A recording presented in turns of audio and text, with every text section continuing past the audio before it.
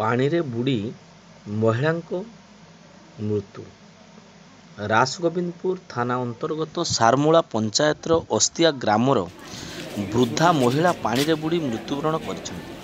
ସୂଚନାଯୋଗ୍ୟ ଯେ ଆଜି ଦିନ ଗୋଟିଏ ସମୟରେ ଅସ୍ତିଆ ଗ୍ରାମର ବୃଦ୍ଧା ମହିଳା ପୋଖରୀକୁ ଗାଧୋଇବାକୁ ଯାଇ ଆଉ ଫେରି ନଥିଲେ।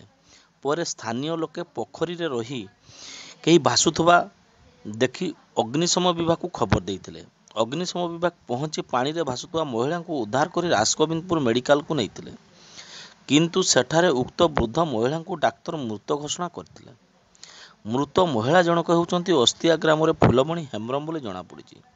ଫୁଲମଣିଙ୍କ ବୟସ 63 ହୋଇଥିବା ବେଳେ ଖବର ପାଇ ସାରମୂଳା ସରପଞ୍ଚ ମନୋରଞ୍ଜନ ସିଂ, 48 ନମ୍ବର ଜୋନ ପରିଷଦ ସଭ୍ୟ ଶ୍ୟାମସୁନ୍ଦର ଡାକୁଆ, ନାୟବ ସରପଞ୍ଚ ମାଇସା ଟୁଡୁ, ଯୁବ ସମାଜସେବୀ ଉତ୍ତମ ମହାନ୍ତି ପହଞ୍ଚି ଫୁଲମଣିଙ୍କ ପରିବାରକୁ ଆର୍ଥିକ ସହାୟତା ଯୋଗାଇବା ସହିତ ସଙ୍ଗେ ସଙ୍ଗେ ହରିଶ୍ଚନ୍ଦ୍ର ଯୋଜନାର ସହାୟତା ରାଶି ମଧ୍ୟ ଯୋଗାଇଥିଲେ।